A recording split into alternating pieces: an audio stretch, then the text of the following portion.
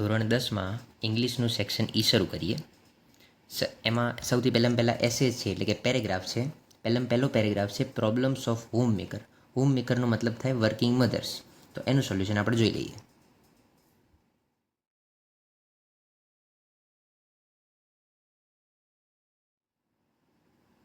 આગળનું જોઈએ તો આગળ બીજા નંબરનો પેરેગ્રાફ છે એ છે માય ડ્રીમ રોબોટ.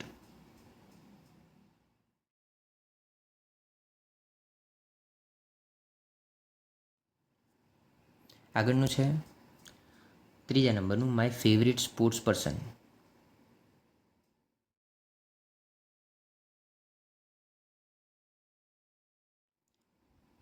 એની આગળ ચોથા નંબરે આવશે વર્લ્ડ એન્વાયરમેન્ટ ડે.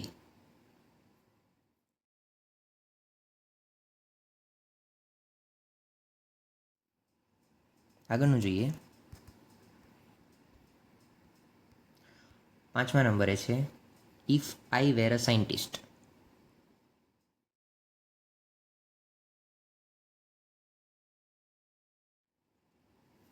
છઠ્ઠા નંબરનું છે વિઝિટ ટુ અ બેંક.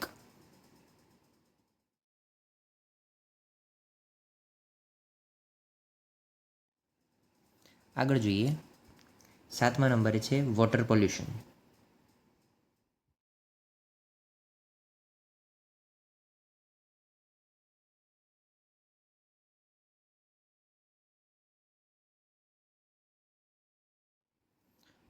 આગળ આઠમા નંબરનું છે the mother a unique creation.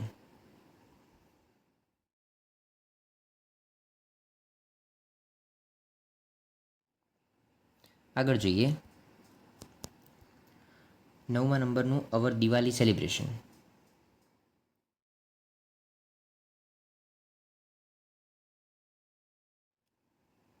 દસમા નંબરનું આવે છે the teacher I admire the most.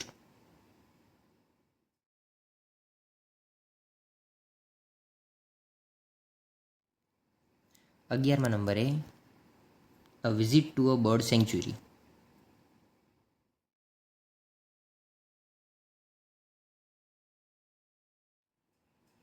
આગળ ઈમેલ જોઈએ તો ઈમેલમાં સૌથી પહેલો ઈમેલ છે વિજય મહેતાવાળો.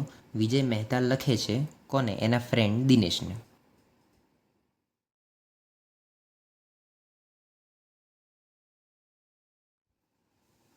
આગળનું જોઈએ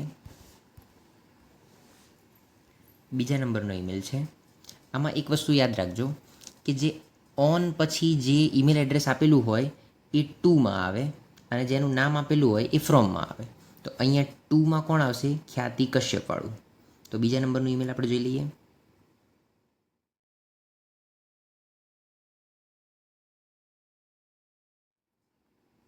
આગળ છે ત્રીજા નંબરનું.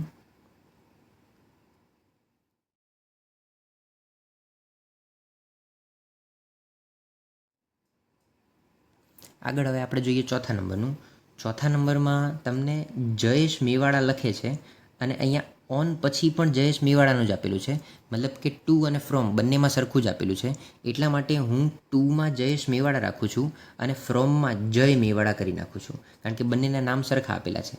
તો ફ્રોમમાં જય મેવાડા આવશે અને ટુમાં જયેશ મેવાડા હું રાખીશ.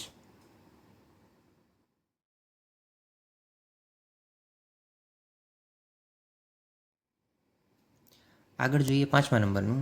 તો પાંચમા નંબરનું સોલ્યુશન.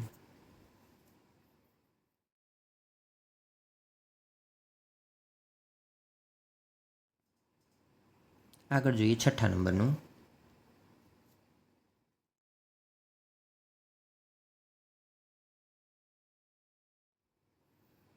આગળ સાતમા નંબરનો ઈમેલ.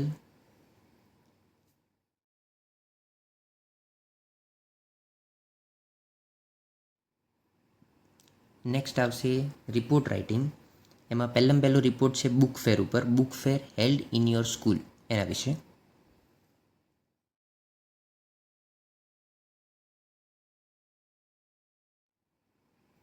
આગળ જોઈએ આગળ બીજા નંબરનો રિપોર્ટ છે એ છે સ્વચ્છતા અભિયાન વિશે.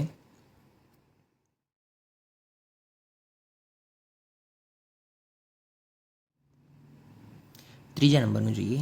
ત્રીજા નંબરનો છે ઇન્ટરનેશનલ યોગા ડે ઉપર, જે તમારી સ્કૂલમાં યોજાયેલો હતો.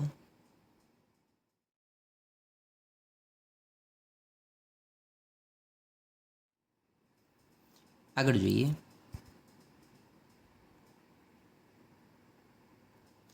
ચોથા નંબરનો છે સાયન્સ ફેર ઉપર.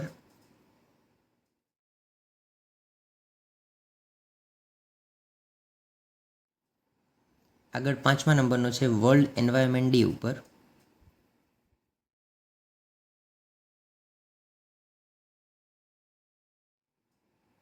આગળ છઠ્ઠો રિપોર્ટ જોઈએ તો છઠ્ઠો રિપોર્ટ છે ઇન્ડિપેન્ડન્સ ડે સેલિબ્રેશન ઉપર.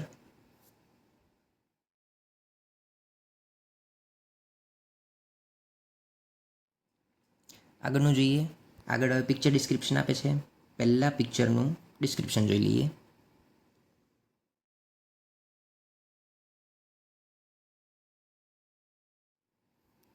નેક્સ્ટ જોઈએ સેકન્ડ પિક્ચરનું ડિસ્ક્રિપ્શન જોઈ લઈએ.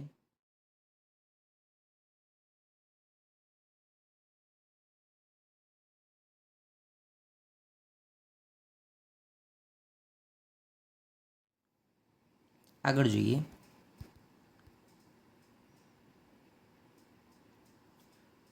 Third પિક્ચરનું description.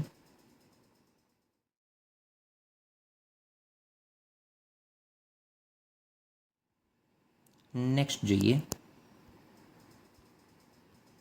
ચોથા પિક્ચરનું ડિસ્ક્રિપ્શન.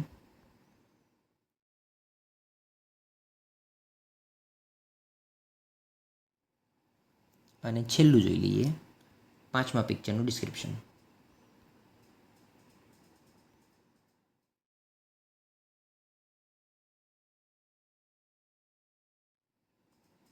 ઓકે, તો અહીંયા આપણું ઇંગ્લિશનું અસાઇનમેન્ટનું સોલ્યુશન કમ્પ્લીટ થાય છે.